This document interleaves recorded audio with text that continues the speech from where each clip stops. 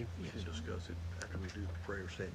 Do we want to do a pledge while we're standing up? Ooh. Get your master. Are we okay to pass that till next time? Yeah, yeah. Okay, let's yeah, do that. Sure. I just kind of. Yeah, I forgot to, that was on my list. I'm I used just to it slipped my mind. Okay, everybody ready? Excuse me. My name is David Dodd. I'm the chairman of the commission. And I want to welcome everyone here today. At this time, I'd like to introduce our commission. In addition to me, the other members of our commission are, to my immediate left, Chips Pruitt from Birmingham. To my far right is Mr. Greg Pappas from Montgomery. My immediate left is Mr. George Pierce from Vestavia Hills, and my far left is Judge Carol Smitherman from Birmingham. We would like to welcome Judge Smitherman and Chips Pruitt to the commission. Our procedures today will be as follows. We will have 4 advisory opinions to consider. We'll then take up the FCPA civil appeals and other matters on the agenda. Other matters we'll take up will be in new business. We will then hear complaints in executive session for 2 reasons. 1, because we will discuss the good name and character of certain individuals, and 2, because complaints, evidence, and witnesses and testimony before the commission are covered under the provisions of the Grand Jury Secrecy Act. We will return to open session to vote after we reconvene.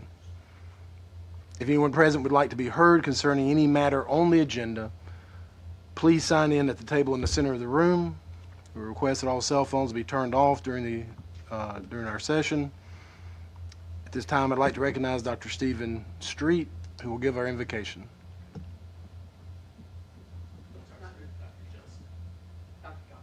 I'm sorry. Excuse me. Dr. Johnston. Loving God, we gather in this solemn place with gratitude in our hearts, for we live in a nation where laws regulate our lives, protecting the vulnerable and restraining the powerful, and where virtue is often our guide.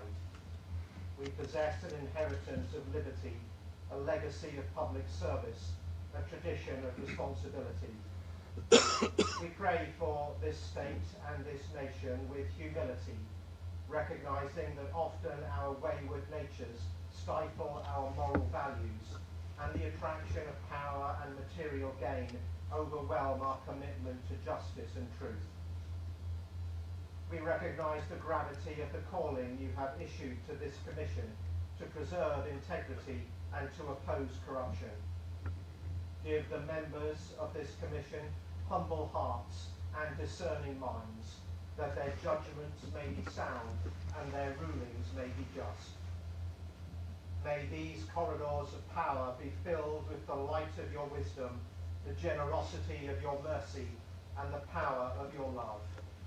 May justice be established, may your kingdom come, and may your will be done on earth as it is in heaven. Amen. Amen. Thank you, Dr. Johnston. At this time, we'll consider old business items. Each of the commissioners has had an opportunity to review the minutes from our April 1st meeting. Do I have a motion to approve the April 1st, 2026 minutes? So moved. Do I have a motion, second? All right, all in favor, aye. Aye. And any opposed, no. All right, the minutes have been approved. At this time, we have 4 advisory opinions for consideration. I'll call on the commission staff to present the new advisory opinions. Thank you, Mr. Chair. The first opinion request that we have for you all today comes from Mr. William Perkins. He is the Executive Director of the Alabama Board of Medical Examiners. The Board of Medical Examiners is a quasi-government agency charged with regulating the practice of medicine, and by statute, the Board of Censors of the Medical Association of the State of Alabama is constituted to be the State Board of Medical Examiners. The board of both the association and the medical examiners consists of the same 16 physicians. So each member of the State Board of Medical Examiners is going to be associated with this private nonprofit, the Medical Association. This structure has been in place for about 150 years. The Board of Medical Examiners has their own separate offices, employees, executive director. The board's duties and functions require it to utilize expert medical review and testimony, and the legislature has provided them with the ability to hire consultants for such reviews, and they have expressly permitted the Board of Medical Examiners from utilizing the members of its own board as such consultants. And also, beginning in 1990, the Board of Medical Examiners has contracted with the Medical Association to create, support, and maintain the Alabama Physician Wellness Committee, which runs the Alabama Professionals Health Program, which provides confidential assistance for physicians related to possible impairment for alcohol, drugs, or psychiatric disorders or behavior. The Board of Medical Examiners wishes to expand this program and allow for more early intervention and prevention, and for assistance with other needs outside of the substance abuse, such as depression and burnout. And another issue that is before you today is that there's another business transaction between the Board of Medical Examiners and the association tangentially, where the Board of Medical Examiners hires the Medical Foundation of Alabama, which is a separate third nonprofit, to run their continuing medical education program. And the Medical Foundation then contracts with the Medical Association to handle all of their administrative services. The last transaction between these two entities is the Board of Medical Examiners currently leases a building from the Medical Association, which they have done since 1981. The reason why this is all becoming an issue now is because previously the Board of Medical Examiners members did not constitute public officials under the Ethics Act, but recently in the past couple of years the legislature passed a new act that specifically makes them subject to the Ethics Act, despite the fact that they don't fall within the specific definitions of public official or employee per the Ethics Act. So they're asking three questions of you all today, which is, may the Board of Medical Examiners continue to lease property from and to contract with the Medical Association to provide statutorily authorized services to licensees when the Medical Association is associated business of all of the members of the Board of Medical Examiners. They also ask under what process and procedures the Executive Director of the Board of Medical Examiners may contract with the Medical Association to ensure compliance with the Ethics Act for themselves and the members of the Board of Medical Examiners and their staff.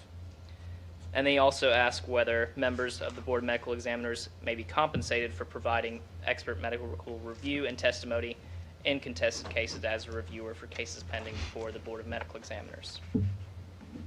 And in the opinion before you all today, we state that although the Board of Medical Examiners do not fall within those definitions of public official or public employee, because of this statute that was recently passed subjecting them to the Ethics Act, we'll be treating the Board of Medical Examiners as public officials and their employees as public employees for the purposes of this opinion. Alabama Code 36255A states that no public official or public employee shall use or cause to be used his or her official position or office to obtain personal gain for himself or herself or a family member or any business with which the person is associated unless the use and gain are otherwise specifically authorized by law. Additionally, a business with which a person is associated is any business of which the person is an officer, owner, partner, or, applicable here, a board of director member. And business does include nonprofit associations such as the Medical Association. And the Board of Medical Examiners is authorized by law to contract with a nonprofit corporation, such as the association, to meet its statutory obligations.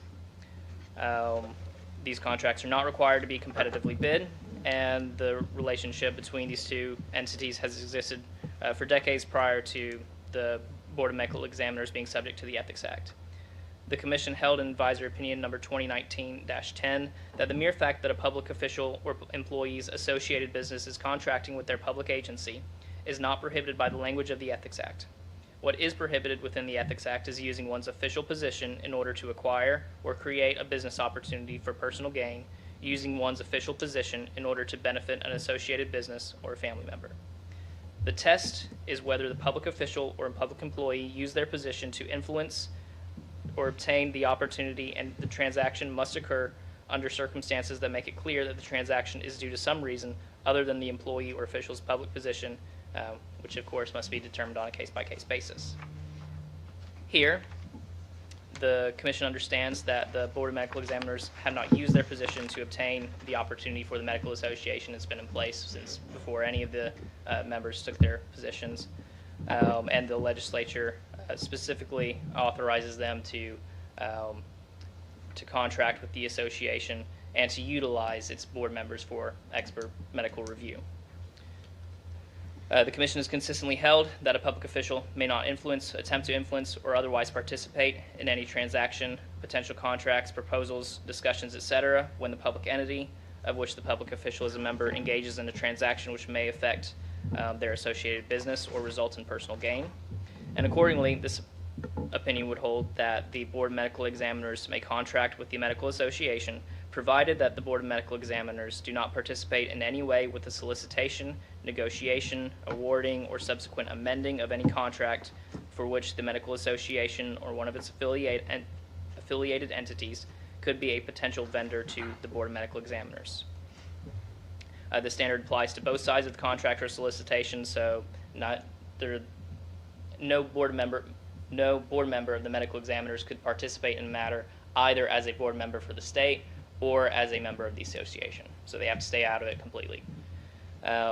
Regarding their second question, the Board of Medical Examiners Executive Director may solicit, negotiate, and execute contracts with the Medical Association or its affiliated entities as long as the board members are not using their position to direct the Executive Director to direct its business to the Medical Association, and the Executive Director adopts and follows a procedure which makes it clear that the board members are not involved in the transaction on either side. However, the association, if they are doing business for goods and services with the state Board of Medical Examiners, these would be contracts that are paid in whole or in part with state, county, or municipal funds. So a copy of those contracts would need to be filed with the Ethics Commission within 10 days. As for the final question, members of the Board of Medical Examiners are expressly permitted to provide professional services to the boards as consultants and reviewers because of that specific statutory exception. And if there's any questions, I'd be happy to address those now. Does anyone have any questions? Do they understand these guidelines? That's the question I would have. You got two different groups. That's Their pretty lawyers in-depth drafted it to up, make so them I understand would what think they so. can and can't do. That's going to be interesting. Yeah. It really comes down to the board has to stay out of everything completely. It's not an associated business for the executive director, so he can do whatever it is he would like to do. Any further discussion? All right, do I have a motion to approve this advisory opinion? So moved. All in favor? No, any opposed? All right, so opinion is approved. Thank you. The next request we have for you all comes from Mr. Brad Logan. He is the Executive Director for the Childersburg Parks and Recreation Department. He is seeking to hire a program manager within the Parks and Rec Department, and a candidate for this position is also the daughter of Ken Wesson, who is the mayor of Childersburg. The hiring process involves Mr. Logan recommending a candidate to the City Council liaison. That liaison will then place the candidate on the City Council agenda and make a motion, and then the City Council will vote to approve or disapprove the hiring. But the mayor is not involved in the hiring process, and he does not have a vote on the City Council. So the question he is asking us is whether the Ethics Act prohibits a public employee who is the executive director of a municipal department whether the Ethics Act would prohibit a public employee from hiring a family member of the mayor of the same municipality. This opinion would hold that while Mayor Wesson is a public official and he may not use his position to benefit his daughter, because she is a family member. As long as he is not involved in the hiring process and avoids using his position as mayor to assist his daughter in obtaining this position, the Ethics Act does not prohibit a separate public employee from hiring a family member of a public official. Whether there are any restrictions, nepotism restrictions outside of the Ethics Act, we can't speak to. We can just address the specific questions about whether the Ethics Act prohibits it, and this opinion would hold that it does not. Anyone have any questions? Pronunciation is Childersburg, not Childersburg. My You apologies. you've I did already not know said this. It's Childersburg. Childersburg. Good to know. He didn't know. I did not. Any discussion? Do I have a motion to approve this advisory opinion? So moved. Okay, and a second? Second. All in favor, aye. Aye. Any opposed, nay. Advisory opinion is approved. Thank you. We have another one for you all. Hang on just one Oh, second, sorry. Mr. Chairman, I think that was Mr. Pierce and as far as the motion and Pruitt is the second. Yes. Yes. Okay. The next request we have is from Mr. Jonathan Maples with Phelps Dunbar LLP. He is asking this question on behalf of Mr. Ben Reynolds, who is a member of the Mobile City Council. The annual budget for the city of Mobile generally includes funds that are divided amongst the council members for use in their discretion for various projects in the city in their respective districts. In the past, these projects have included fundings for various 501c3 organizations and neighborhood associations. These are generally referred to as discretionary funds. Here, the Property Owners Association, known as the Association, is a domestic nonprofit corporation, and Mr. Reynolds is a resident and neighbor of the neighborhood and a member of this association because of his status as a property owner in this neighborhood. He has not served in any compensated position or received any compensation from this nonprofit homeowners association. They have requested him to utilize $30,000 of his discretionary funds to fund a portion of the cost of a building, of building new neighborhood entrances to correspond with the upcoming build of the Cypress Creek Golf Course. The neighborhood entrances at issue would also serve as an entryway to this golf course. This golf course is a public project of the Mobile County Commission, and the commission authorized the purchase of the former Linksman Golf Course in September of 2021 and acquired the property in 2022. They are asking whether a city council member may allocate discretionary funds to a neighborhood association of which he is a member, and whether such discretionary funds could be allocated for improvements to a neighborhood in which he resides. And here this opinion would hold, since neither Mr. Reynolds or any of his family members is an officer, owner, partner, board of director member, employee, or holder of more than 5% of the market value of the association. It is not a business with which he is associated, and therefore the Ethics Act does not prohibit him from allocating discretionary funds to the association, provided that he and his family members will not benefit from doing so. Here there's no indication that he or any of his family members would personally benefit from this allocation, and there's no direct financial gain to him that would prohibit the use of the discretionary funds to assist in funding the building of this entrance to the golf course that also services his neighborhood. And again, this opinion extends only to the restrictions of the Ethics Act, and we recommend that he seek counsel to determine whether there are any restrictions outside of the Ethics Act that would restrict his ability to use these discretionary funds in this manner. Is it a compulsory homeowners association? That's why he's a member? Yeah, I believe so. Any questions? Discussion?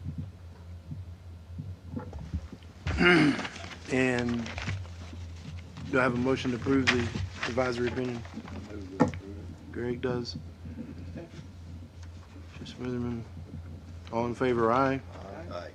Any opposed, nay. Advisory opinion is approved. Thank you. The last opinion request we have for you all comes from Manley Haney, an IT specialist with the Alabama Department of Transportation. He is employed with the Alabama Department. He is the sole owner of Southeastern Roadway Logic, LLC. It is an early-stage startup that has currently generated no revenue. He hasn't received any compensation or distributions from it and has not assumed an active operational role yet.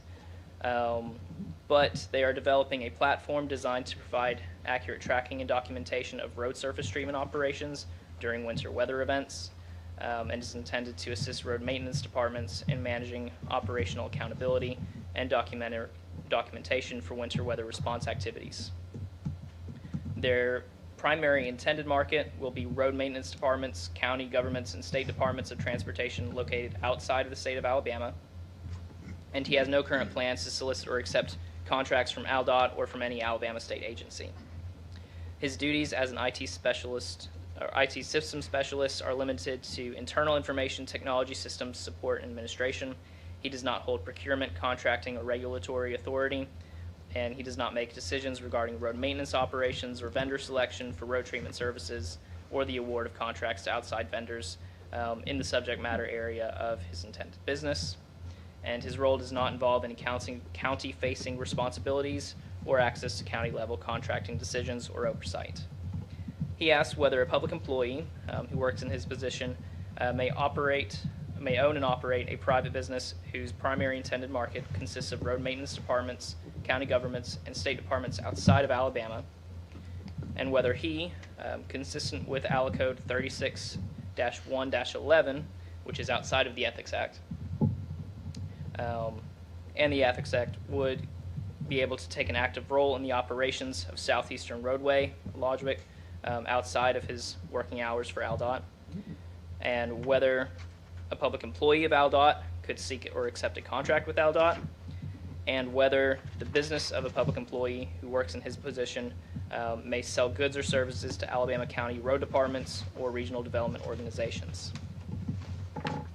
This opinion would hold that provided that Mr. Haney conducts all activities related to his private business activities on his own time and does not otherwise use his public position, including any confidential information obtained from his position or any public equipment, facilities, time, etc., then the Ethics Act would not prohibit him from owning and operating this business.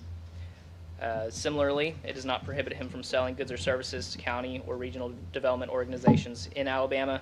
However, a copy of any contract that he enters into that is to be paid in whole or in part with state, county, or municipal funds must be filed with the Ethics Commission.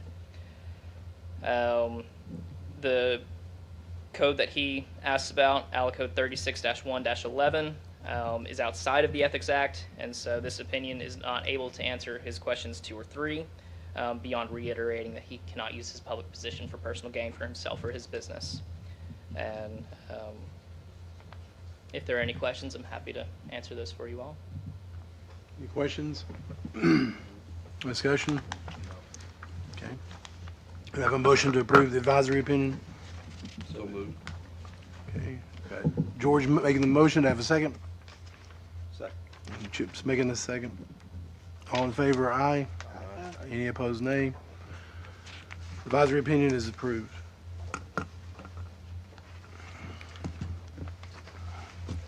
Okay, at this time, the commission will consider appeals from civil penalties which the Secretary of State's office has imposed. Upon the FCPA, the Secretary of State's office is charged with assessing civil penalties against any person who fails to timely file their campaign reports. Once that office imposes these penalties, they may be appealed to the commission within 14 days. Upon a finding of good cause, the commission may reduce or set aside the civil penalty. On this issue, the person upon whom a civil penalty has been imposed bears the burden of proof. I again call on the staff to present these appeals for our consideration. Thank you, Mr. Chair. Today we have 46 FCPA appeals for you all. I've got 8 that I would like to discuss with you all individually, and then the rest I would ask that we address them en masse. But if there are any in particular that you would like to take out and discuss individually, I'm happy to do so as well. The first appeal that we have comes from Mr. Brian Newell. He is appealing 6 violations with a total fine of $1,489.95. The Secretary of State's recommendation is to uphold the first violation, which has a fine of $300, and to dismiss the remaining fines and offenses. I don't know if Mr. Newell is here and would like to speak to the commission. In that case, I'll read his statement, and then I will turn it over to the Secretary of State's office to explain further. So he writes that his staff and he are still relatively inexperienced and unfamiliar with certain procedures and requirements, and that they filed on time, but they lacked one step to complete the upload. He says that his lack of experience led to errors that he deeply regrets, and wants to assure you all that there was never any intention to disregard rules or obligations. And since becoming aware of the issue, he has taken time to better understand the expectations and requirements, and has made a conscious effort to educate himself and his staff to ensure that similar mistakes will not happen again in the future. And at this time, I'll turn it over to Mr. Mike Jones with the Secretary of State's office. Mr. Chairman. Good morning. Mr. Chairman, if you allow, it's been my custom when we have new members of the commission that Certainly. I might give some sort of overview. Yes, sir. Thank you. Good morning, members. My name is Mike Jones. I'm General Counsel for the Secretary of State's office. One of the things that was made clear to me when I started this role by the Secretary of State is that we had two primary objectives. One is that he did not want us to be what we would call a gotcha office, that we were here to simply just constantly rack up violations and collect fines. That was not the intent. The intent was that we try to educate and try to teach as much as possible to prevent people from having violations and to prevent people who are looking to be elected to have violations. And so that's what we do. We have a group of analysts that work in our office. They take calls pretty much all day long. Mary is one of I bet she's our chief analyst. We get some very unique phone calls on a regular basis. I mean, we take every one of them. But our goal is, once again, not to just have these violations rack up. However, and I will say this before I go any further, I'd say probably 90% or 95% of all the people that we work with, we probably never hear from them again, or if they call us, they're calling us just to make sure they're doing it right. And that's exactly what we hope will occur. That's the bulk of what we see. However, we also see some other things, and so sometimes those come up here. I will say this, many of the violations that come before you, and today we have a pretty decent list, sometimes we're the ones who recommend they file the appeal. And the reason is our office has no discretion to settle these cases before they come to you. We have absolutely no discretion. So there's many of these cases that, you know, we tell them, hey, it's your first offense. This is clearly not intentional. We see that you're trying to learn and you're doing it right, so we recommend. Now, it's their choice whether they appeal or not. We don't force them to appeal. We just recommend they might want to consider appeal. But everybody who gets a violation gets a notice from our office regarding the violation, their appeal time, their fine, everything is very specific in the notice. As far as the other thing we try to do is be consistent.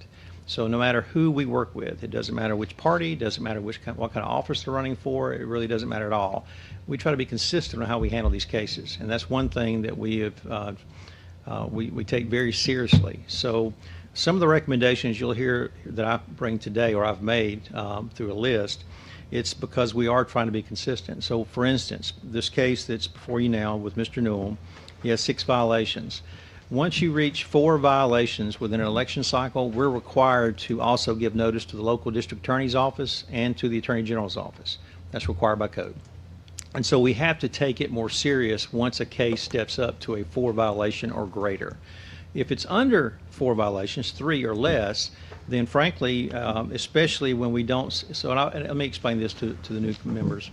Many times those 3 violations happen all at once because they didn't realize they had done something incorrectly, and when they started to try to file their documents, the system let them know that they can't proceed until they clean up the prior violations, and so it pulls up potentially 3 at one time.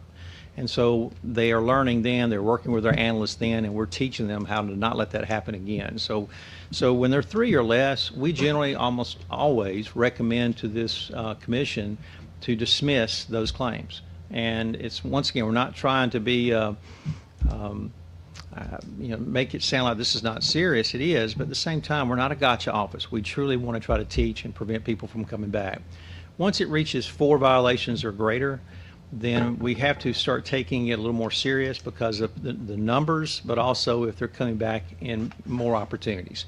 So it's 4 violations or greater. As long as it's not 8 or greater, we generally would recommend 1 violation be adhered to, and that we would then recommend the remainder of those violations be dismissed.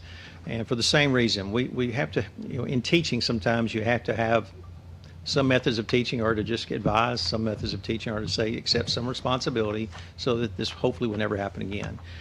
So that's also how we approach it. The other type of recommendation we generally would make is if someone makes an appeal to this commission during the course of an election cycle and asking for 3 or less to be dismissed, which is what we would generally recommend, if they get another violation during the same election cycle and try to come back with another appeal, we generally don't accept that, and we say that up front. We don't hide that. We're very upfront about that, is that if they were to come back for a second shot at the apple and appeal in the same election cycle, we generally would recommend that they adhere to that violation. And so you'll see a couple of these here in today's list. Fortunately for the commission, though, once again, the vast majority of today's list falls into 3 or less, in which you'll hear us making, I hope, at some point a mass recommendation that the cases be dismissed because of that fact. And as far as this one, that is our recommendation. This Mr. Newell's was 6 violations. We recommend that he be responsible for the first violations and that the remainders be dismissed. Do any of y'all have any questions about this? Or? The Newell's 6 violations occur at one time?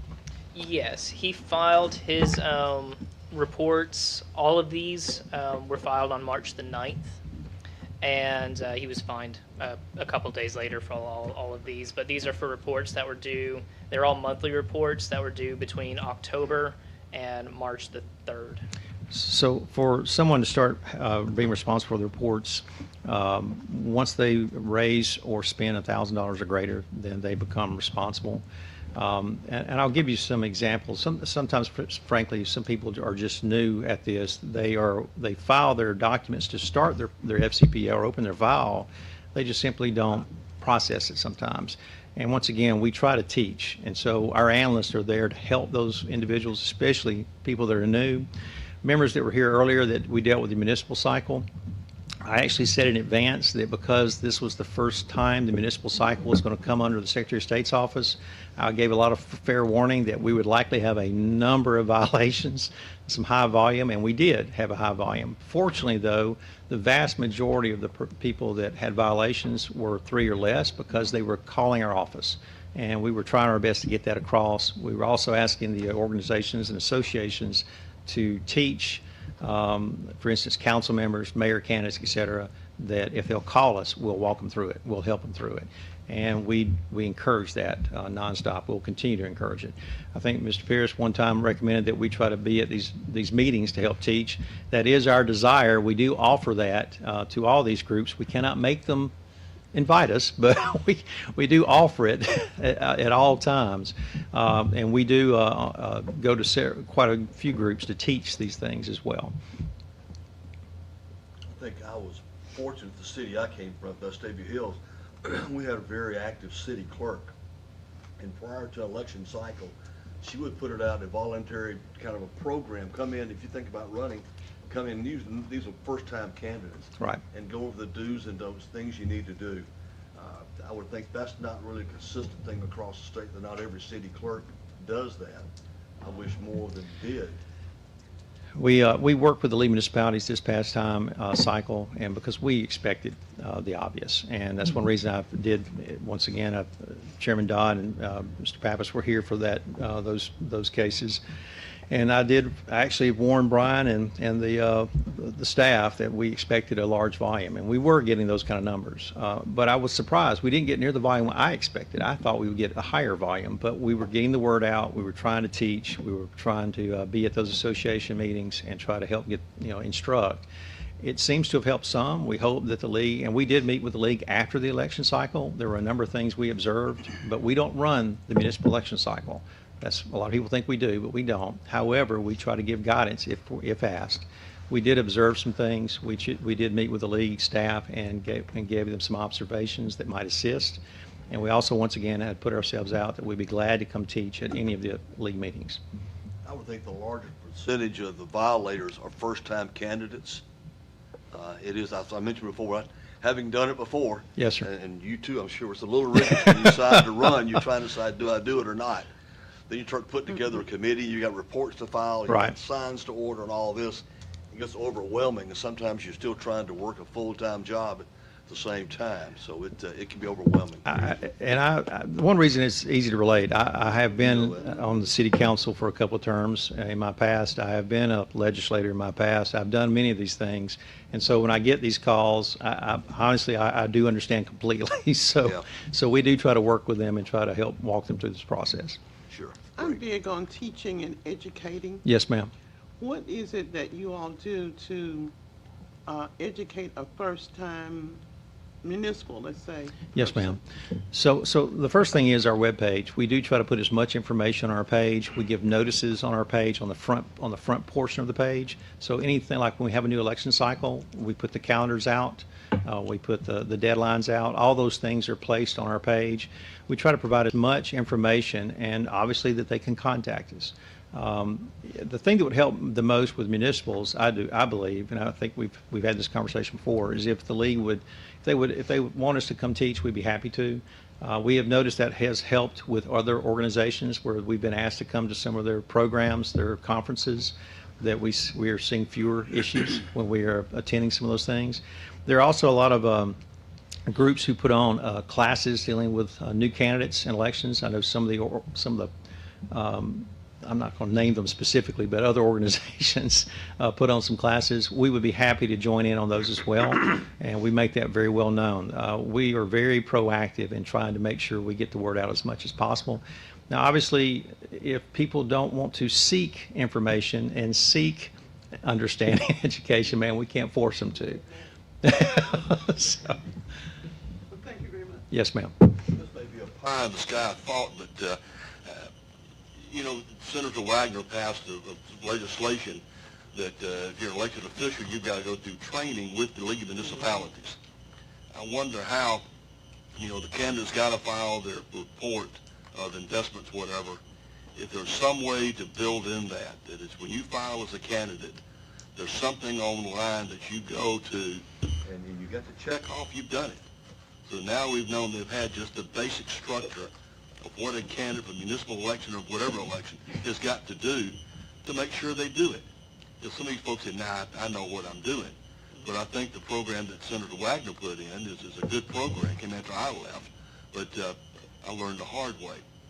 But I think anything we can put out there that stresses the importance of a candidate to take 20 minutes, go down this list, work with the league, whoever your office, and they've got to sign off on it, that they have reviewed the basic principles of running for office, what you can and can't do, even the ethics guidelines somewhere in there. But just to put it out so that there's an opportunity to check it off. Depending on other associations, clerks and all to teach it, I don't know how well that is, but if we put a little more constraint on it, it might be nice somehow. As far as codification goes, there's at least 2 members in this room behind me that might be listening. As far as regulatory ways, I think you have quite a few people that are very capable. And we honestly want the same thing. That's our Just a intent. thought, that Yes, it's out there, something to go to do it. That's a good idea. Okay, at this time, I'm going to move to uphold the one offense and penalty of $300. Okay, is there a second? Second. All right, all in favor? Aye. Any opposed? All right, next is the Angelo Hall. Yes, similar to the last one, D'Angelo Hall is appealing 5 offenses with a total fine of $124.37. The second through the 5th offense are all fines of $0 because it's based on how many contributions or expenditures you receive or make. And so the initial first fine is still $124.37. And the Secretary of State's office's recommendation is that we uphold this fine and dismiss the remaining offenses. And the reason that's relevant is because future offenses, the penalty or the fine increases as you get more offenses. So it could be relevant for any future violations if they have any. Is Mr. Hall here today and wish to speak to the commission? No. So the recommendation is to uphold one offense? Yes, And the two fine of- of $124? That's right. That's right. And he writes that the imposed penalty was due to his not understanding that the qualifying fee paid by him was required to be reported. He says that it was a misunderstanding, and now that he has a better understanding of what is required, he will not make the same mistake again. Turn it over to Mr. Jones. Obvious, same recommendation, same kind of issue, and this was 5 or greater. And as far as the fee that is referenced in this letter, that is probably one of the most common things that we do here. And once again, for different things, some people just don't realize it is something that has to be included. Some people don't realize if someone helps them with it, it's still an in-kind contribution. It still has to be listed. And once again, we can teach and we can get information out and we can do all we can, but at some point we still have to have, people still have to be responsible. I have a quick question, Mr. Yes, sir. Jones. Yes, sir. If I heard you correctly, I think you indicated that if there are 4 or more offenses, it's automatically referred to the district attorney, is that? Yes, sir. That's by Title 17, yes, sir. Okay. So it goes to the local DA in the county from which this person is running. And it would also go, a copy of that same letter would go to the Attorney General's office, and that's required. Now, whether or not they pursue it, that is up to them. Our role is simply to process it. We are literally the secretary for the state. That is our role. We have no police powers. We have no real investigative powers other than the obvious things that we see when we're doing our jobs. So yes, sir, we refer those to the appropriate entities. And your office is also, the Ethics Commission is also the other appropriate office we make referrals to. So the fact if we may dismiss, 3 of the 4 claims, that doesn't change whether it's referred? No, sir. I'm required to refer it at the time that it comes through our office. In fact, I am the person, I'm the DAG in the office, the Deputy Attorney General, that would sign those. Okay. It also creates a rebuttable presumption of intent when you get up to 4 violations. I haven't heard of too many prosecutions that a DA or the AG has picked up, but intentional violations of the FCPA are Class A misdemeanors, except for one part of the code where it's a Class B felony, and that's with the use of campaign funds. But there is that rebuttable presumption that's created whenever they get to 4, and that's by statute. Yes, sir. How will Mr. Hall know he owes $124.37, and if he doesn't pay? He will be notified, ma'am. Yes, ma'am. Right. Yeah, But after this meeting, we'll send him a letter about his appeal. And if he doesn't pay, then what?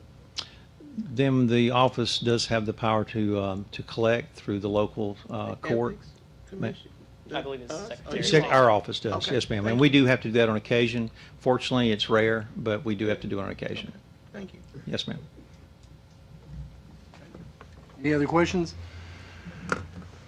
Okay, do we have a motion to uphold the offense and the fine of $124.37? So moved. Second? All in favor, aye. Any opposed, nay. Okay.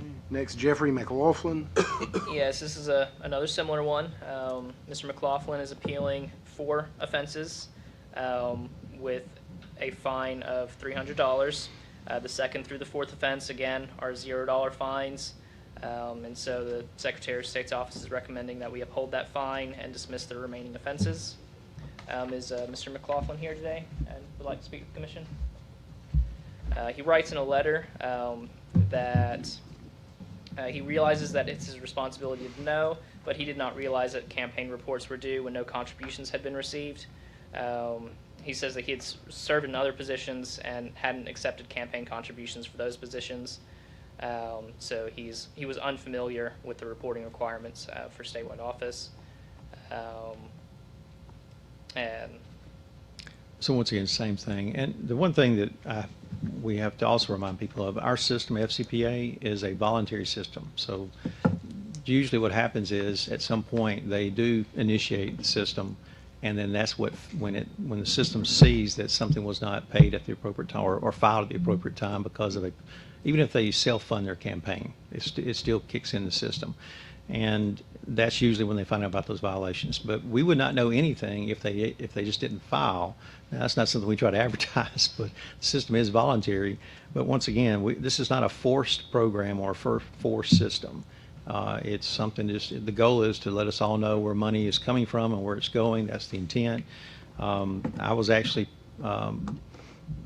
involved, as far as the threshold amount, we put in a threshold. Used to, a threshold didn't exist, but we put in a threshold of that 1,000 or greater because of municipal elections. We knew that if we didn't have some threshold, we would end up having thousands more filings that were really not productive because the money was so small. It's not accomplishing the goal. And so that's the reason why the legislature felt that we needed to put in a threshold of 1,000 as a benchmark, because that doesn't require quite a few municipal candidates from having to file. So. Yeah, and just to clarify, there's two ways in the FCPA where you can become a candidate, and it's either by hitting that threshold Right. with contributions or expenditures, or it's by filing the qualification paperwork to become a candidate. Yeah.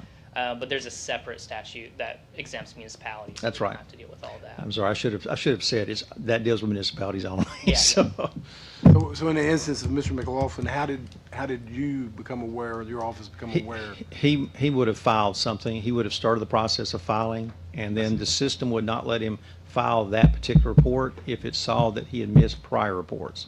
The system automatically makes somebody go backwards and fill in those gaps. Gotcha. And come forward. Does the system send out any sort of reminder if somebody's, filed 1 year for one period and not the next? So the only thing that really comes up that does tend to catch people is the annual report. If someone doesn't, so let's say that someone runs for office and is not successful, but they leave their campaign account open, and a lot of people do that. They still then have to file an annual report. If someone doesn't expect they're going to run again or in the foreseeable future, I personally would recommend they consider closing out the account so they can avoid those annual reports, which does tend to come up sometime. If they'll just close out their account, then the annual report is not required at that point. Mr. McLaughlin said he didn't know. Do you know if he reached out for help? Did he contact and ask any questions, or just said, I didn't know about it? Go ahead and stand up. And this is Mary with our office, so Mary's good on details. As far as I'm aware, I believe typically if somebody does put an appeal, they typically did call us and ask for help. I'm not sure exactly who in our office has contacted and spoke with him, but I believe he is one of the ones that did call and ask for help Okay, to get good. these reports. And we got them all You made an spoken. effort then. Yes, he did make an effort, Okay. yeah. Do I have a motion on Jeffrey McLaughlin? So moved. And a second? And that was to Is follow this- the The motion recommendation. is to dismiss in whole? No. Well, uphold the first Hold the first. and dismiss the remainder. Got a motion to dismiss the case entire, or to dismiss the violations. Do I have a second on that motion? Hang on. I think it's the one Just fine wanna to be- dismiss the others. What was the Yeah. recommendation? The recommendation is for one fine and a. To accept for the one first offense and violation. and a fine of $300, is Yeah. that right? Yes. Okay, and Mr. Pappas, your motion is for what? To accept the recommendation. Okay. Okay. And second from Mr. Pierce, all in favor, aye? Aye. Any opposed, nay? Okay. Great. No, understand. No, this is That's right. entirely in y'all's discretion. You can do whatever you want to You can do. do whatever you want. These are just recommendations that we're making. I just want to make sure we're all clear. They're good, right? Joey Brian Callahan? Yeah, so he is appealing 4 offenses with a total fine of $1,427.87. The Secretary of State's office's recommendation here is once again to uphold the first violation and dismiss the remaining fines and offenses. So that would reduce it to one offense with a fine of $133.32. Is Mr. Callahan here today? I would like to speak to the commission. In good faith, he was here a little earlier, and he did ask me about Okay. what this, about was. In fact, he even signed, but he marked out his name when I told him what I would make as a recommendation. I Gotcha. told him there was no guarantee, but at the same time, that would be the recommendation. So Then he I'll- was here. I'll just convey his letter to the Secretary of State's office for you all then. He says that he apologizes for the confusion and complications for the oversight. He says that he was recruited last minute to run for this position, and while he agreed to qualify, his understanding that he was putting his name on the ballot, and informed that his qualifying fee would be taken care of. He says he wasn't aware that he had crossed the $1,000 threshold. Again, it doesn't matter. He had filed his qualifying paperwork. And he didn't realize that he had to file at that time. And once he became aware that he did have to file, he opted into the filing calendar, but he wasn't aware that he had any obligations for the primary election cycle because he was not on the primary ballot, and just opted in for the general election. And once he realized that there was an issue, he called the Secretary of State's office and filed appropriately. And that was our recommendation. And this is one that even though he might not have paid the filing fee, it's still an in-kind contribution. So it still starts the system. And I think the recommended amount for the first was, make sure I got this correct, $133.32. That's right. Yeah. Okay. That would be our recommendation. Accept that first violation and then dismiss the remaining. Do I have a motion to uphold one offense and a fine of $133.32 for Joey Brian Callahan? Okay. George and Joe Siderman, second. All in favor, aye. Aye. Any opposed, nay. Next we have is Roderick Rover. He's appealing 4 offenses with a total fine of $2,725.64. The Secretary of State's office's recommendation is the same, to uphold the first fine and violation and to dismiss the remaining fines and offenses. And that would reduce this to one offense and a fine of $129.29. Is Mr. Rover here that would like to speak to the commission? Okay.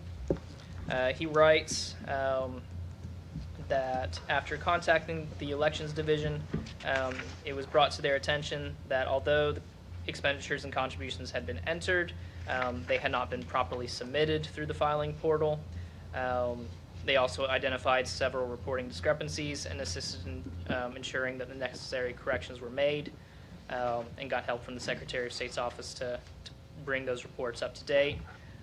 Said that they immediately took corrective action to ensure that all the filings were accurate and current, and that all the errors, including the incorrect reporting of the qualifying fee, were unintentional and not made in an effort to mislead or avoid compliance. He said it's their first time running for office, and their first offense during this election cycle, and they take full responsibility for the oversight and are committed to full compliance moving forward.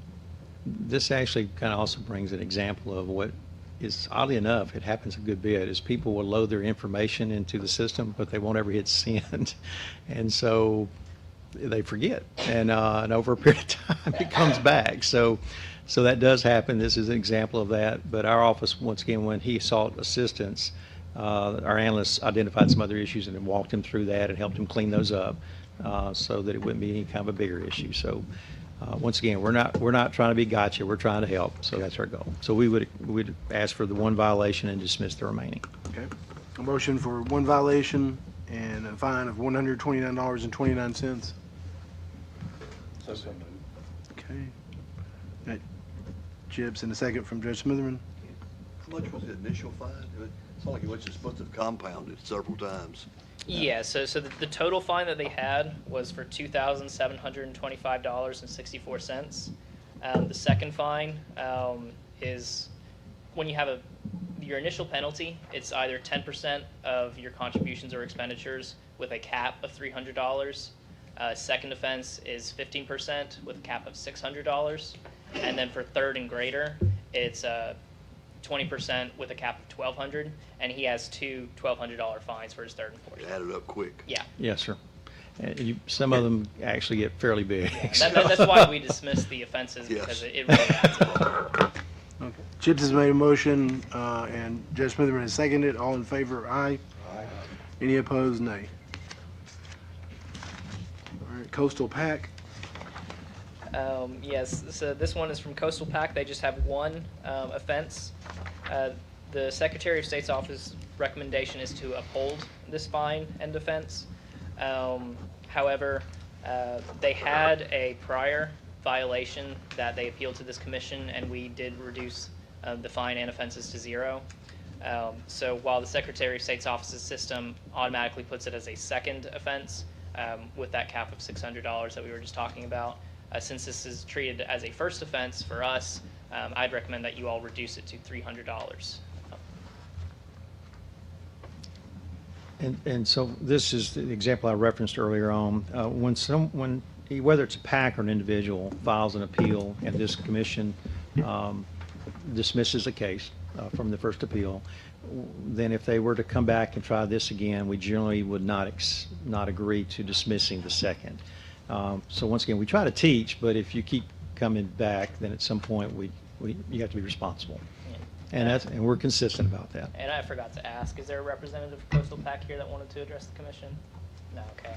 I'll convey their letter to the Secretary of State's office for y'all as well. Their government relations coordinator writes that up until the morning where the report was filed, all of the FCPA correspondence for their PAC was going to an individual who's no longer the designated filing agent. They have since updated that information with the correct person so that reports will not go unfiled. That's all. Okay.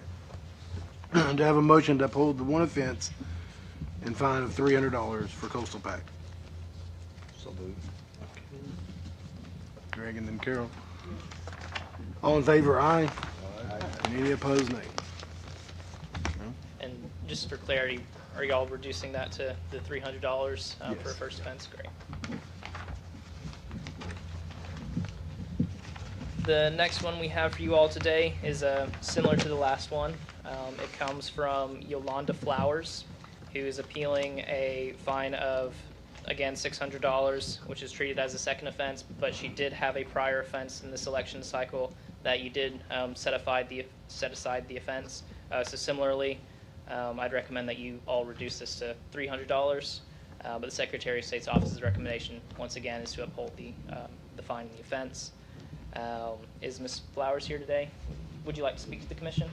I would. Okay, if you'll come here up to the microphone.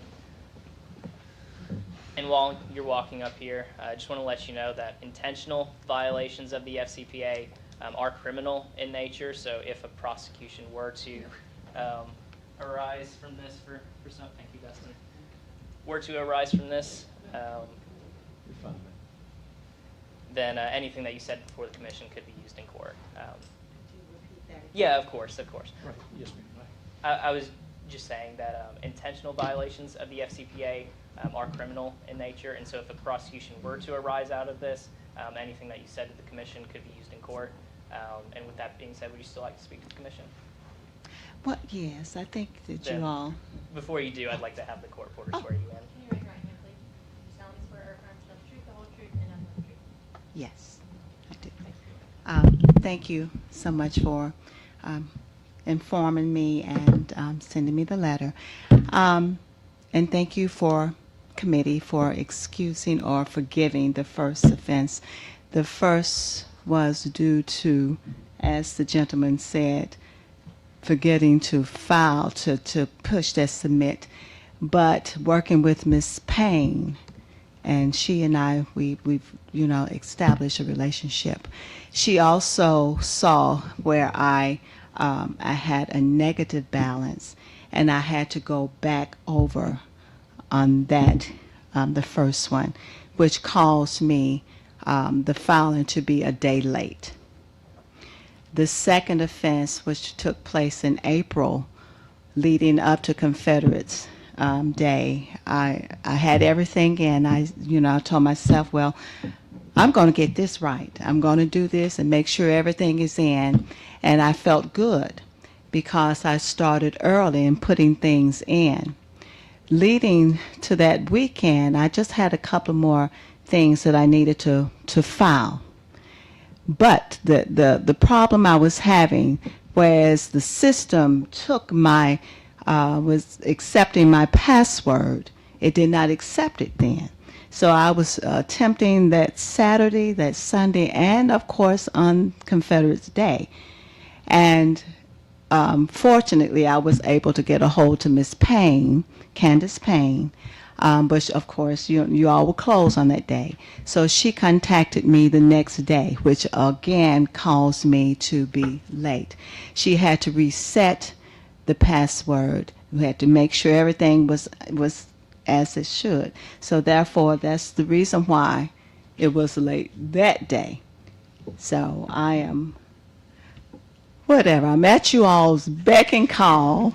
I'm asking for mercy, as it is. The funds this time did not come in as it did when I ran the first time. So I've had to do a lot of in-kind loaning to the campaign. So I'm at your mercy.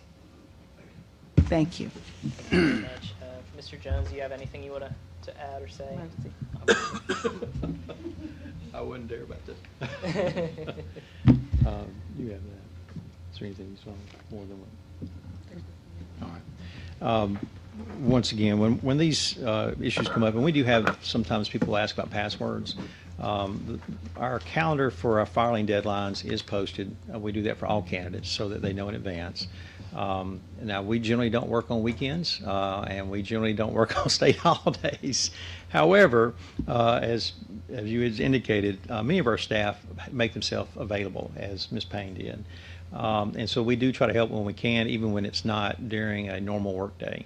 I actually also take a fair amount of calls after hours, sometimes late at night. People tend to file things extraordinarily late at night. And we do what we can, but some of this boils down to when you wait to the last moment with some things, it's more difficult to remedy situations. And once again, when it's over a weekend or over a holiday, it's very difficult for us to do much because we're not on the job.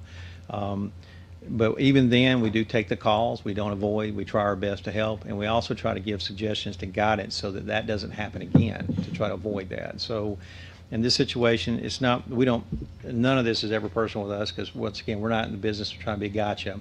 But we also we want to be consistent with everybody and treat everybody the same.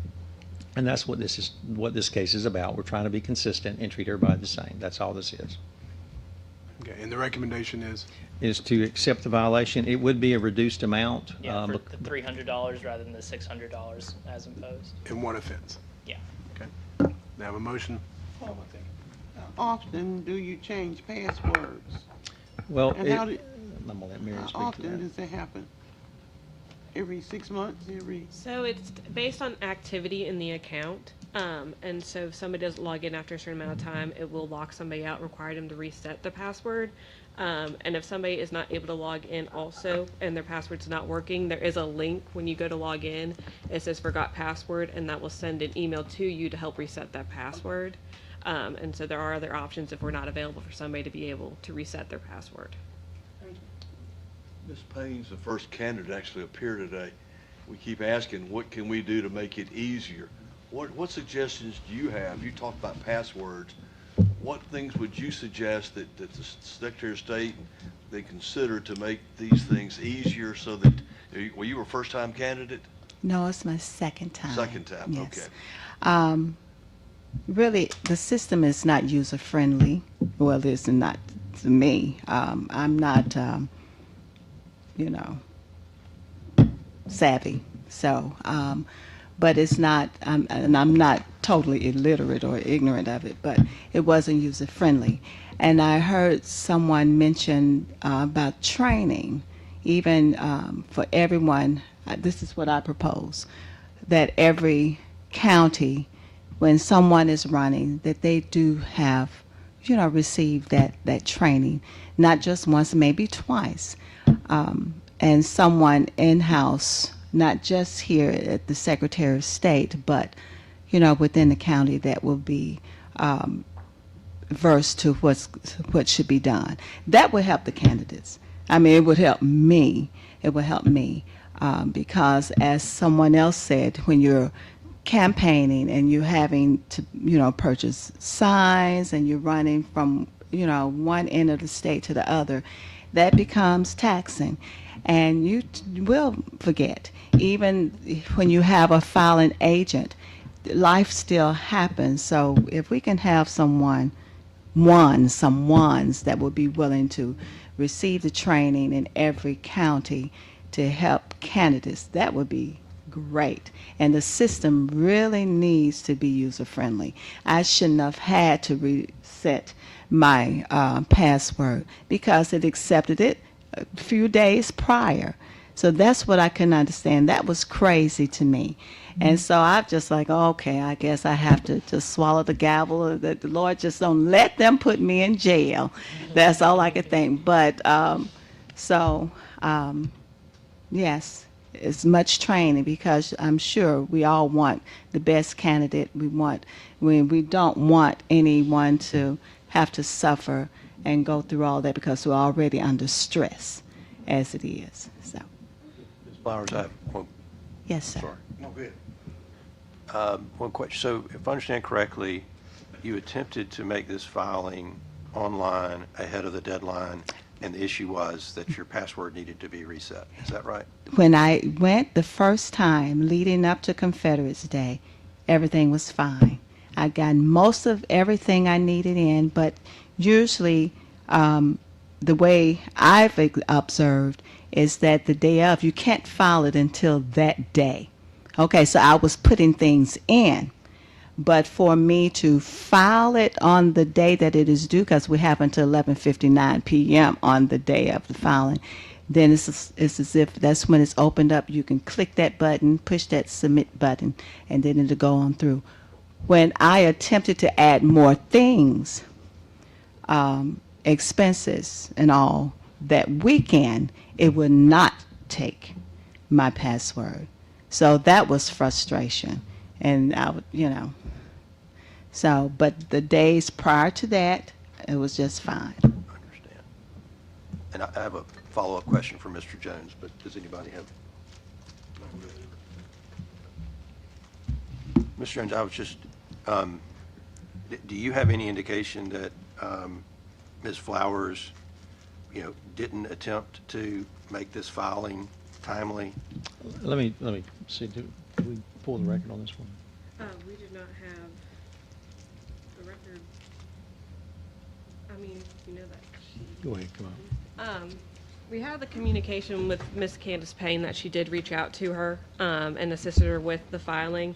You typically, though, if somebody does need a password reset, also though, it can be user error of typing in a password a few too many times and then locking the account. And then also too, with the campaign finance report, it's actually the first day you can file one is the last day of the report. So the report that I believe she was trying to file was actually, could be filed, the first day was Friday. And then it is due by the next business day.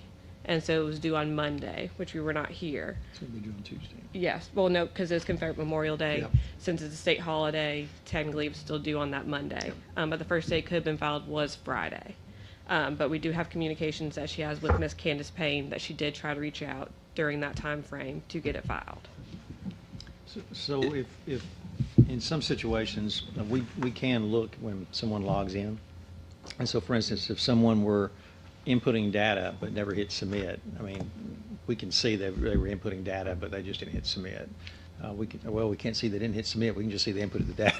But, That's been saved. but in this situation, once again, the only thing is there is a way, a method to reset your password. And I'm assuming that because Candace is one of our most senior analysts, so I would expect she would know to say that, but.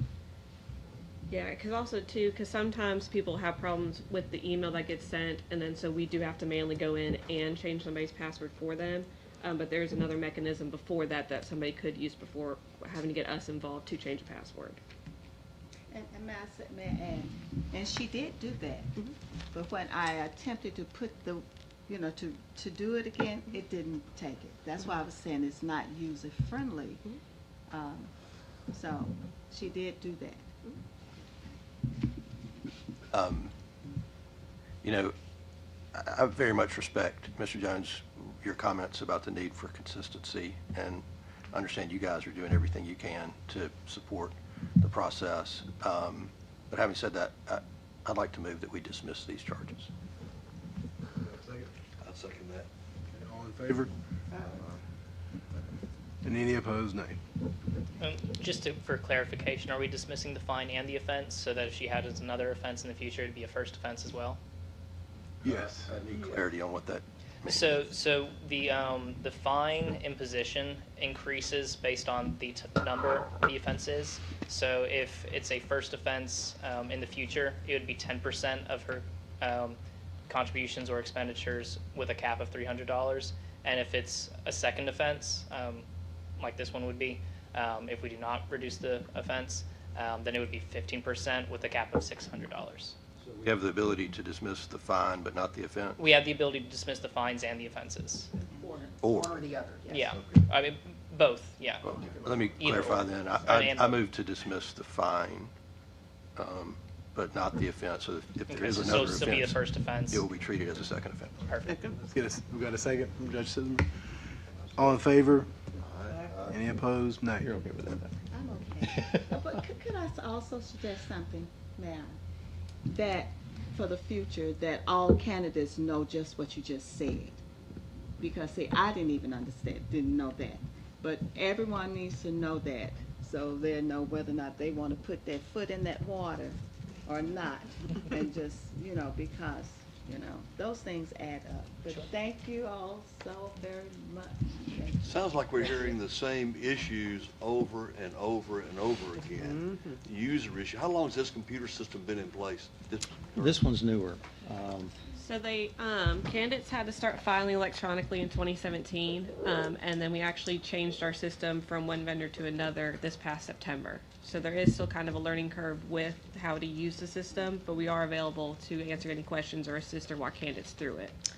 The goal was to update the system, get a more updated Do version. we have any program dealing with user issues? These are the typical issues we have so that a candidate knows you can't just enter it. You got to hit the send button, or the dates and holidays and those type things. And we just keep hearing the same issue over and over again. To me, that's troubling. How can we address that better Well- so that it doesn't happen? As far as the submit, I don't know how to, I'm not sure I know how to fix that one. But, but that's one that when they do call in, because once again, our analysts can pull up their history and see what they can see from that. And a lot of times they can give guidance based on what that shows. And so that's how sometimes we can tell they were entering data, they just never came back and submitted the data. So that's typically how that gets reconciled. And usually when you say that one time to a candidate, we never have that issue again. That lesson does tend to come across just that first time. As far as the password issue, I think that's why they added the ability to try to change your password in the system without assistance. But once again, I mean, there's no, we still make ourselves available as people because I don't think anything's perfect, and we try to still put the people part in this. I think that should be how it should work. And if we're trying to do it the way we say, which is not be a gotcha, then we should try to work with people. So that's our goal. Does it let you select, sometimes you go in, I'm before computer age, I'm so old that. I'm there with you, but go ahead. I keep similar passwords because I can't remember them all. Does it let you select a password, or does it suggest one that is a strong password? Sometimes it says, I need a strong password, and it may be 15 letters before you know it. Let me do a password that I can relate to something.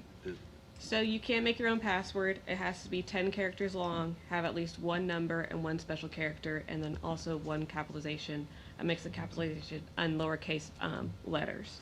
So it's all up to the individual to set up their own password and create it. Because they can also call us and we can set up on our end too for them what they would like it to be. But they make their own password. And sometimes like Chrome will do the suggested password, because that's also another problem we see is people do the saved in your desktop, save the password, then they change it and don't update it on their own computer settings, and then that causes it to get locked out for that. Okay. And that's really just based on the browser that they're using. The Yeah. Secretary of State's office couldn't do anything about that. Yeah. Thanks for computers. Anytime. Thank you, man. The last one that we have before we would like to address the rest en masse comes from Danielle Matthews. She is appealing 3 fines with a total fine of $689.21. The Secretary of State's office's recommendation is to uphold what is a second offense and dismiss the remainder. She did have a previous offense in this election cycle that she did not appeal to you all, and the fine was $0.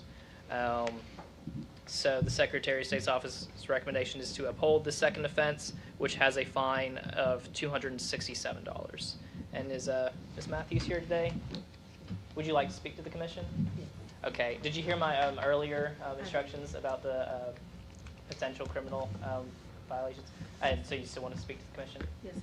Okay, then if you'll come up to the microphone, that one, either one works, but probably that one would be preferable in case Mr. Jones wants to speak.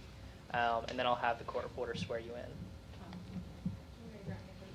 You solemnly swear or affirm to tell the truth, the whole truth, and nothing but the truth? Oh, it is up to y'all how you want to address the commission, but yes, if you're going to speak, I'd have you. You solemnly swear or affirm to tell the truth, the whole truth, and nothing but the truth? Thank you. And what is your name for the record? I'm Nicole Jones. Thank you. A-R-M-I-N-I-C-A. Jones Wagner. Did you sign in? Yes. Perfect. Great. I'm Danielle Lewis Matthews, and I was the candidate, and my daughter was the financial reporter for me. And it was basically, you handle that part. We both was new to the election process and all of it. And she could tell you when she got involved what it is that she did to try it. So the first offense, it was late because she had qualified previously but didn't actually run. And I did get the email saying that the report was due, but I assumed that because she didn't run in the past or money was spent or received, that I didn't have to do the report because it was a zero balance. So I called in, and I can't remember who I spoke with because I think it was like January or February. And that person told me, like, regardless, you still have to file. She then at that time told me that reports are due annually. She didn't say, like, they're due annually if you don't run, and then it's a calendar for if you do run, then reports are due every so often. So in my mind, I'm like, okay, well, I keep record of everything coming in and going out, and then I will file the report annually. Well, someone reached out to Danielle and said they seen that she wasn't filing her reports. So that's when I said, well, when I spoke to them, when I called, they said that the reports were due annually. So I'll go ahead and do them. So at that point, she was already behind her reports. So I caught everything up from there, and from there they've been on time. So it was on my end more so a miscommunication as to why the new reports were late, because like I said, when I spoke to the people the first time, they said that all of the reports were due annually, and not that if you're running, you know, they're due on these different calendar dates. And also, I received the email notifications, like I said previously, for the annual report, where with these reports, I never received the email communication. Once I did file those 3 reports to catch them up, I did start receiving the email communications for the forthcoming dates to file the report. So I don't know if the emails weren't generated because their first report for this election cycle wasn't done, but I didn't know that because, like I said, the communication that I received from their office said that they were to be done annually, and previously I had received email notification reminders to do them, and I didn't receive them. Thank you. Mr. Jones, do you want to? I'm gonna go ahead and let Mary just address the details, if you can. So we did receive communication. When we give information out too, it's typically based off the information we're given. So when this report, the first one that she was referring to is the annual report, and every active committee that's not already filing an election cycle is required to file it. It also is a very busy time for our office, as you can imagine. And so if we did not know that she was a candidate who had crossed the threshold yet, we would not know to inform her to file those reports monthly, weekly, in that schedule. And then also too, with the email reminders, since it is a self-reporting system, we don't put the calendar reports on there. So like for a monthly, so if somebody crosses that threshold, it's the candidate's responsibility to opt in to the schedule. And then once they're opted into the schedule, that's when they get email reminders.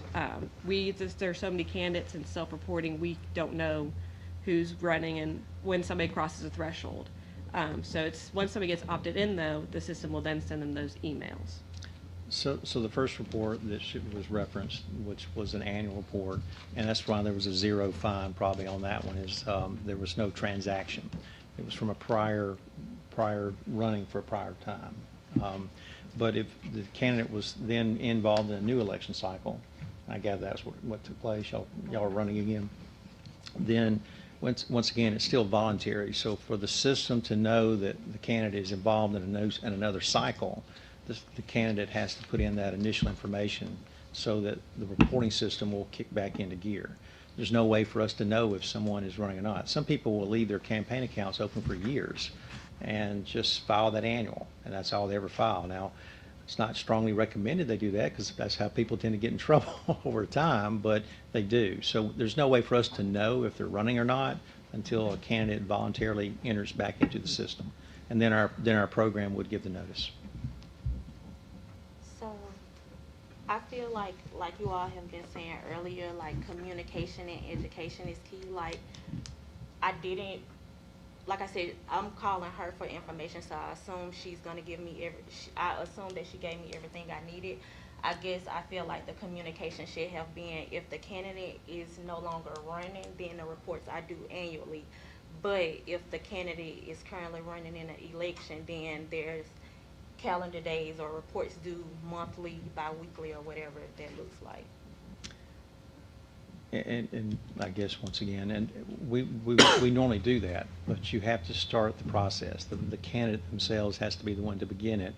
There's no way for our office to know when that happens. And if we could predict that for everybody in the state that was going to run, it would make things a little different, but we do not have that ability. So it does require the candidate or whoever they've authorized to help them with their account to initiate this, to let us know. That's the only way for it to work. Once again, though, this is one that the only reason it's before us for one violation is because the cumulative amount is 4 violations. And so once it hit 4, then to be out of consistency once again, so we're fair to everybody, when we just accept, we ask that the first offense in this batch be the one accepted, which is offense number 2, and the amount was $267. We would recommend dismissal of the remaining accounts, as we do with everybody else. Were you running for municipal election, county election? What were you running for? County. County. Did you have any training by the county prior to your election? So you depended on the Secretary of State's office for help? Yep, that's what I told her, Kyle. Okay. I mean, that's what we have. That's not. Was it a county position or was it for a House district? County position. Because we have, the account that you were filing on was for House District 57. And so if you're running for a county position, you need to open up a new FCPA account. We'll have to talk with you about that after this meeting. Because when you open up an FCPA account, it's for one position, and then if you decide to run for a different office, you have to open up a completely different one because the account only tracks one campaign bank account, and it's for the office that you qualified with. We'll chat. Yeah. Again, I'm a person, like, I understand nobody's perfect, but if you give me a direction, I'm gonna follow it. So even when she found out that I wasn't filing the reports, I reached out to your office. I understand that you all can't keep up with all candidates, but I also believe that if someone have an account open, there's certain questions that needs to be asked to educate the person. For example, okay, I see this account is House District 57 or whatever. Is she still running for this? If yes, okay, well, and then, because the person walked me through how to file the reports. If yes, then, okay, this how it's done. If the answer is no, then, okay, we have to create a totally new account. I just feel like, again, not to, like, they were helpful, I guess, in a sense when I called, but also those probing questions to make sure things are done correctly. Well, it does also say, though, on the campaign finance reports, the office that's being sought. So they Say that again, I'm sorry. On the campaign finance reports that they filed, it does also say the office that was sought. So the candidate was filing on that. So on the reports y'all were filing, it did still say that. And so the presumption for our office is when they file them and they put that information is for the office which is sought, that's what we go by. And that's what we have to go by. So, but that's why we can help you resolve that. We'll talk about it outside. I didn't mean to open that can of It's, worms, but, well, didn't know it was there, so. not there's a lot of difference, but I still, it keeps coming back. Lack of training and information, and you can't assume anything. You know what assuming does. It's best to, if you don't know, reach out, ask questions, because it gets you in trouble.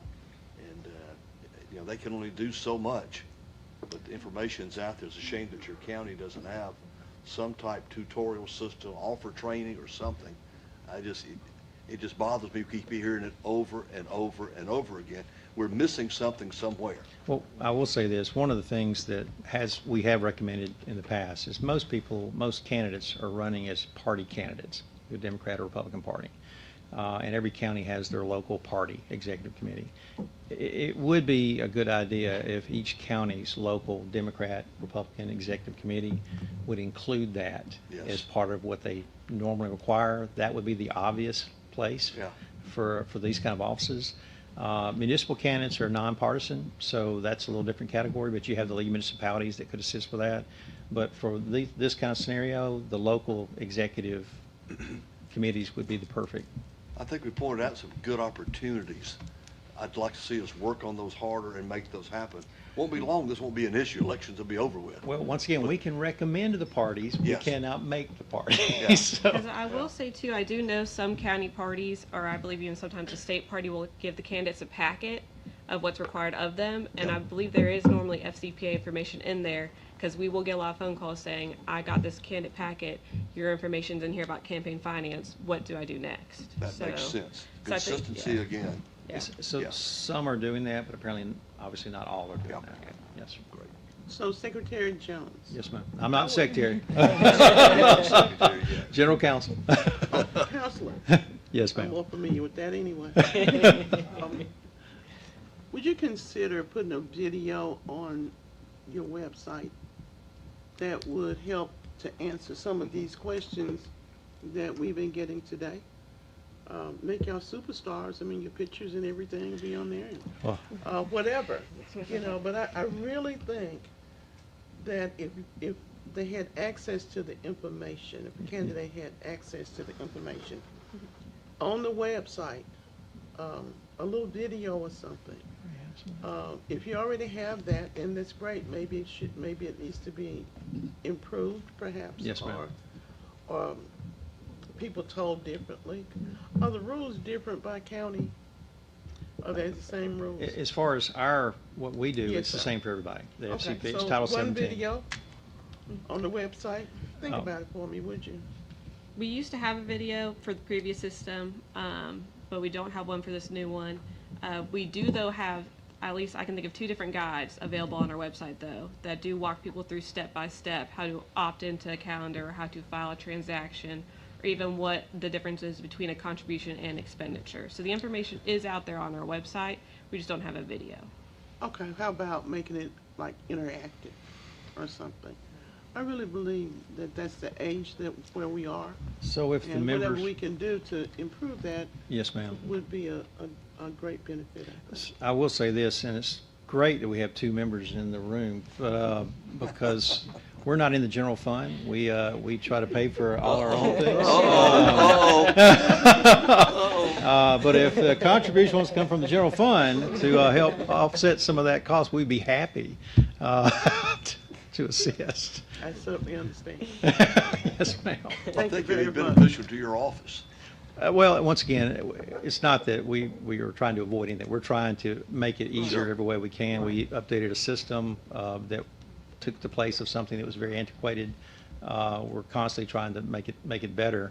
But funding sometimes does play a role in these things. So. They say computers are great, Yes, sir. but paper is nice sometimes too. Well, from our generation, I would agree with you on that. But Yeah. Mr. You Jones, registered as a lobbyist now, Mike? No, sir, absolutely not. I am not. Like a little lobbyist. There's an exception for that. Well, and as a former member, it That's kind of works right. that way, That's okay? right. So, yes, sir. Mr. Jones, but y'all do have people on staff that are ready. Yes, sir. Normal business hours. Yes, sir. To field questions. Yes, sir. And they're there every day. They field quite a few questions. And it has peaks and valleys when you obviously expect to be a load, and we prepare for that. We have very well-trained analysts. They do a great job. I sometimes go in and listen to what they're saying, doing, mainly because, I learned some things too, just listening to the analysts. They do so much, but they do try to help everybody. And so it doesn't matter who it is. Sometimes it's a trivial thing. Don't laugh, but sometimes is, have you turned the power on your computer? And it's that simple, and I'm not trying to be, I'm just saying, sometimes it's that simple.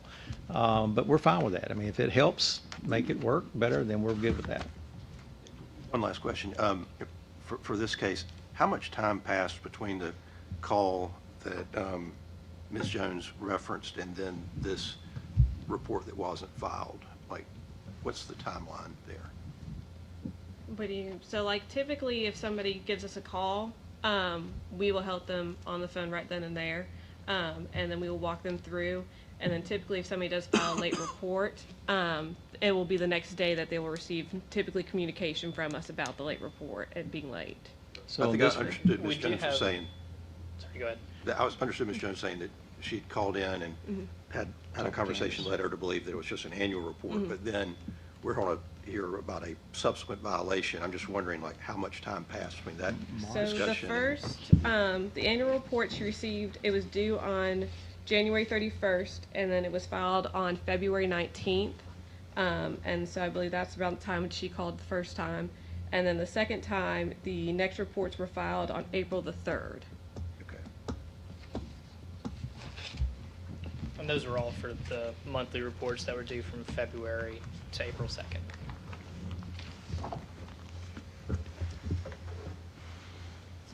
Any other discussion? Do I have a motion on this case? So moved. Motion to, Clarification, is it for the fine or the reports or both or what? recommendation I understand is to uphold one offense. Yes, sir. And Yeah. a And fine dismiss of them. $267 and everything else would be dismissed or the appeal would be. That's the recommendation. Okay. So is that the Thank you. motion? Yes, sir. That's the motion, yes. Okay, and a second? Second. Okay, all in favor, aye. Any opposed, nay.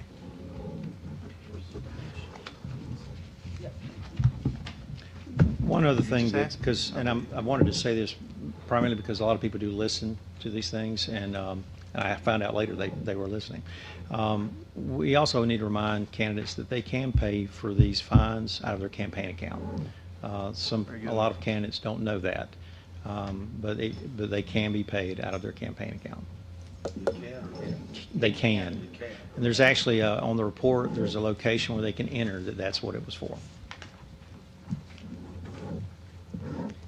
In fact, we've got some senators sitting in the audience, and they're hearing these issues that we're addressing, that it may need additional attention to help you guys, to make you more efficient and reduce the confusion, I think, with candidates. I think it's a hand-in-hand thing that anything spent would be worthwhile so that we don't see you as often as we have in the last while. Because on the other side, the same thing, about people run for state offices. I can get just the same way, so. Yes, sir. There's Hey, Roger, I'm sorry you gave me a ride. We're taking notes for you, Roger. I was awfully happy to see him walk in. He's trying to sneak out, but he's on the front row.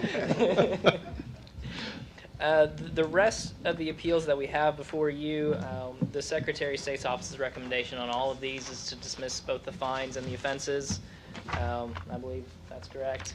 And so unless there's any that you would specifically like to address, I'd ask that you consider these en masse. And these, once again, fall in that category that they were 3 or less, they're in the same cycle, and we did not observe anything that made us think that this was intentional or otherwise, so. Okay, a motion from Judge Smitherman. A second. Second Judge from- Smithman stole my favorite motion. All in favor, aye. Aye. Any opposed, nay. Okay, so those cases are dismissed. As an update, Commissioner Mathers likes to adjourn. Let's put it in the campaign hotline. Hotline Kinsey people's attention. Put the number with it. Just, we gotta help people. Yes, sir. Yes, sir. You're doing it. Well- It's just we gotta figure out where the shortfalls are. I really do think the local executive committees in each of these counties I would agree is with the that. obvious place where this could be addressed. And city clerks, county clerks. That's correct. I would put the onus on Yes, sir. them also. Yes, sir. And Mr. Chairman, if you're okay, we had this Supreme Court order come out last night that we're kind of busy. Do you mind Understand if we? completely. Yes. Please, you're dismissed. Certainly. Yeah, we have a few things going on. Thank y'all. Thank you. Good luck. All right, we'll now go into executive session to discuss matters relating to the character and the reputation of certain public officials or employees, as well as matters covered by the Grand Jury Secrecy Act. No matters will be discussed which are outside the scope of the state guidelines permitting meetings in executive session. We expect to reconvene in approximately 1 hour. All recording devices, video, and audio must be removed from the room. Anyone secretly recording the executive session will be in violation of the law. Do I have a motion to go into executive session? So moved. Second. All in favor?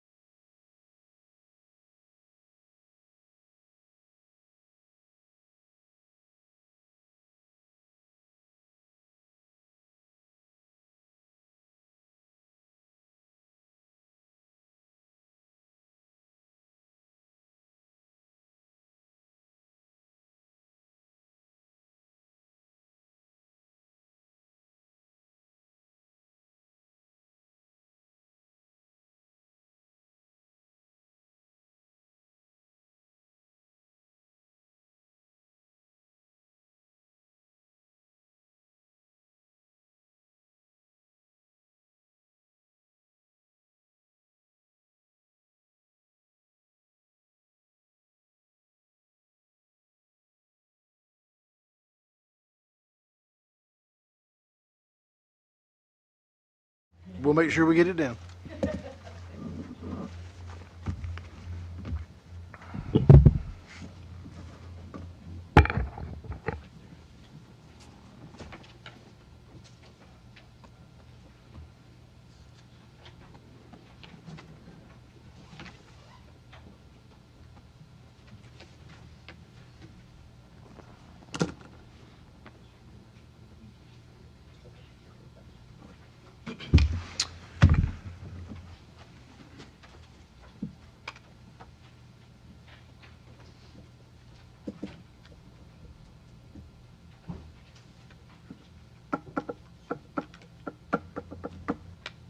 Okay, we're now back in open session. We'll consider several items of business, including take official action on complaints discussed during executive session.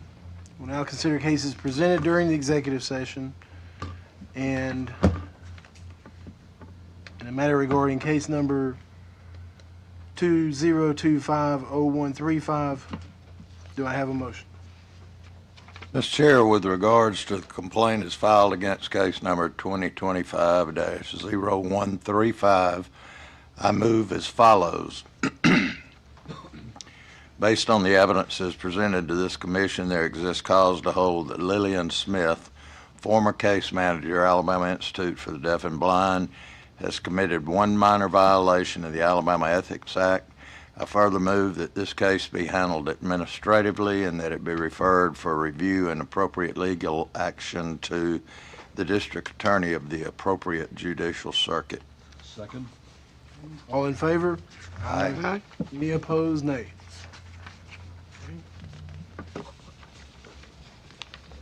Next case is 2025-0184. Do I have a motion? Mr. Chair, with regard to the complaint as filed against case number 2025-0184, I move as follows. Based on the evidence that's presented to this commission, there exists cause to be held that David Geis, Mayor, Town of Clahatchie, has violated the Alabama Ethics Act. I further move that this case be referred for review and appropriate legal action to the district attorney of appropriate judicial circuit. Second. All in favor? Aye. Aye. Any in opposition? Nay.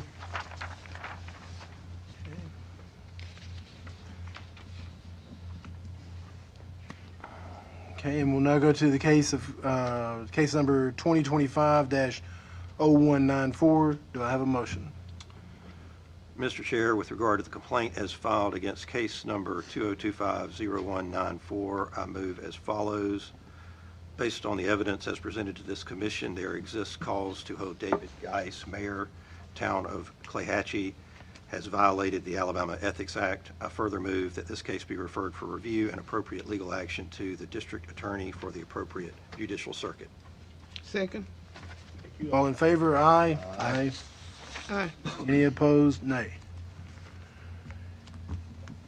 And that brings us down to case number 2025-0527. Do I have a motion? Mr. Chair, with regard to the complaint filed against case number 2025-0527, I move as follows.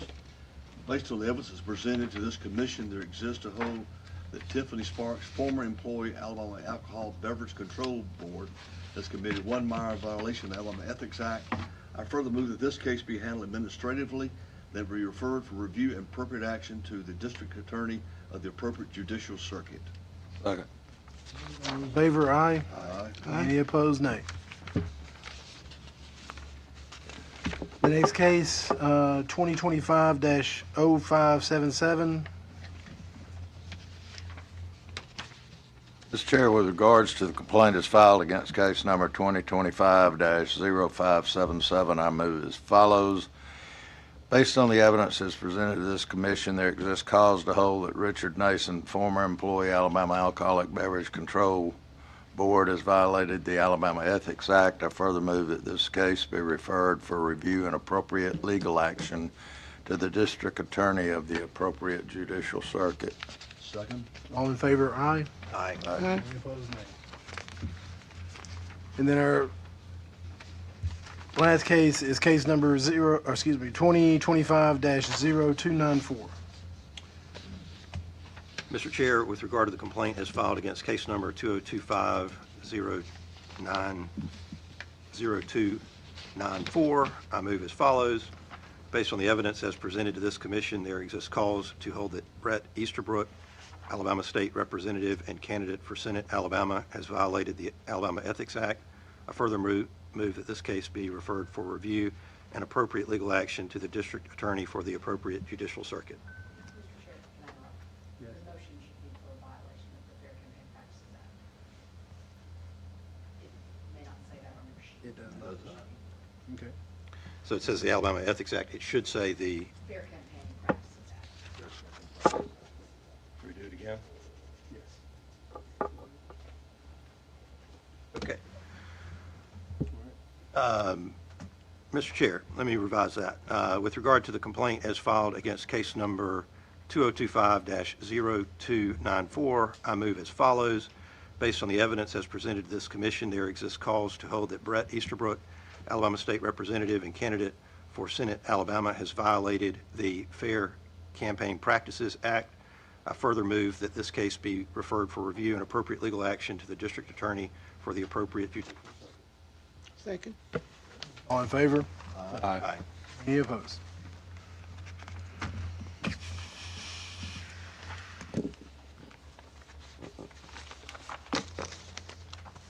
Mr. Director, what is the next item for us to consider?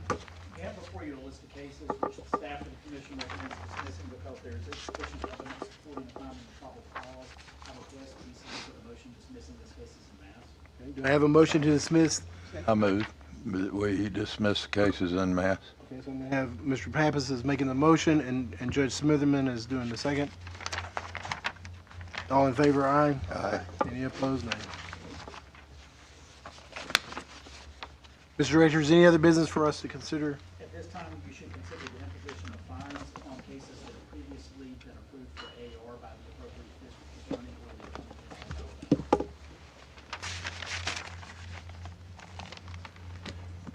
general. George, I think, or- George? Yep.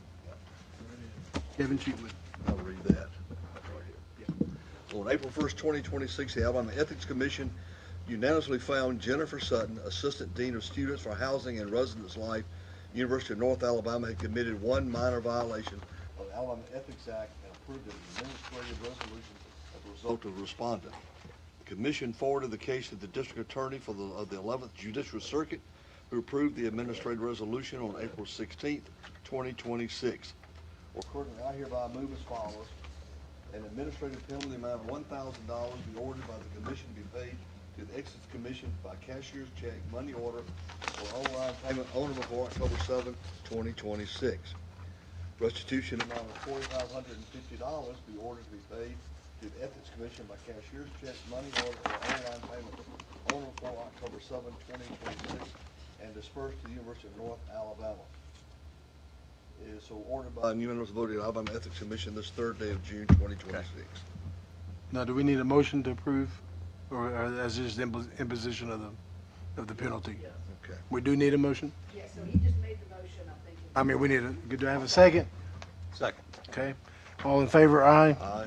And any opposed, nay. And then we're going to hear from, Me. yes, sir. On April 1, 2026, the Alabama Ethics Commission unanimously found Brad McAllister, former police chief, City of Adamsville, had committed one minor violation of the Alabama Ethics Act and approved an administrative resolution. At the request of the respondent, the commission forwarded the case to the district attorney of the 10th Judicial Circuit, Jefferson Birmingham Division, who approved the administrative resolution on April 28, 2026. Accordingly, I hereby move as follows. An administrative penalty in the amount of $200 is be ordered by the commission to be paid to the Ethics Commission by cashier's check, money order, or online payment on or before October 7, 2026. There is no restitution owing for this minor violation. Second. Second. All in favor, aye. Aye. Any opposed, nay.